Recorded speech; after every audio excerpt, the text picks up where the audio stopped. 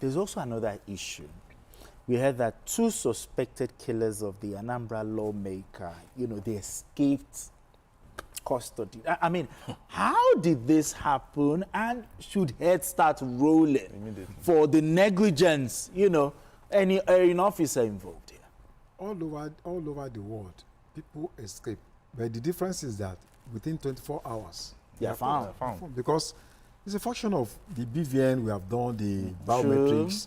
So once they get anywhere, either to collect, to buy food somewhere, or they enter a supermarket, once they touch... There's a digital footprint. There's a network, and then you can identify where they are with their telephone lines, the global communication system and all that. So people always escape, but you see, notice that in the next 24 hours, you get their pictures everywhere. This is where they are, and then you pick them up. That's the essence of, biometrics and technology and all that. So it's not a good story. People just be laughing at us all over the world. And look, people escape all the time and they are never caught. I know in other countries too, sometimes it could be very difficult, but it's very rare. Here is a pattern that people jailbreak hours, years. You can't get them.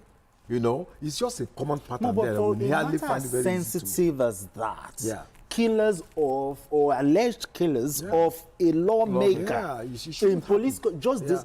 Well, there are internal collaborators. Exactly. That's what happened. Who aided their escape. Exactly. And that's, a reflection of corruption, in our system. So that shouldn't have happened at all. And I'm sure they are staying somewhere now, probably stay in one house or the other, watching television, and nothing's happening to them with their telephones and everything. I think the IG has to step in here because I see no reason why a high-profile case like that, they're carrying out investigation, and then you just send maybe 4 or 5 officers to go there and begin to do the investigation. It's a high-profile case. It's very, very. So it means that if anybody is going there, they have to be loaded with enough weapons.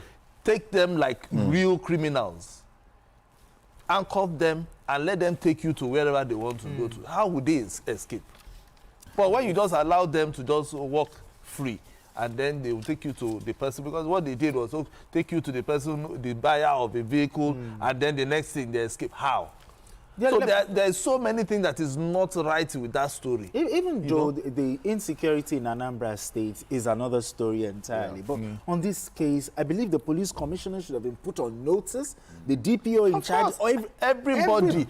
It shouldn't just be 4 or 5 people taking. These are high-profile criminals.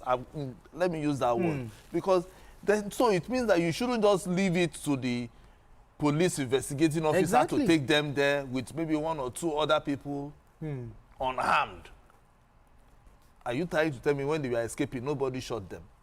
That's one thing the investigation should reveal. On their legs, and then so at least we'll now know, they tried to escape, we shot them. Then so that you now know the absolutely. Because escaping just like that, and now you are now sending the whole, you are writing and saying that you want to use technology, you want to do this, do that. Say, no, come on now, we have gone past this. So the CP has a lot of work to do, and I feel that the IG should just send a high-profile team, a special team to go to Anambra. We need to get those guys involved. And we need to get the special team involved in trying to apart from that, I think they need to do more when it comes to securing, the people of Anambra State. We talked about them yesterday. The issue of insecurity is in Anambra. Yeah, the governor, Soludo, is trying his best as much as possible. I feel the CP they need to come out and tell Nigerians how those guys escaped. You can't just tell me that they just, because that statement is not strong enough. No, very, very weak. Very, very weak.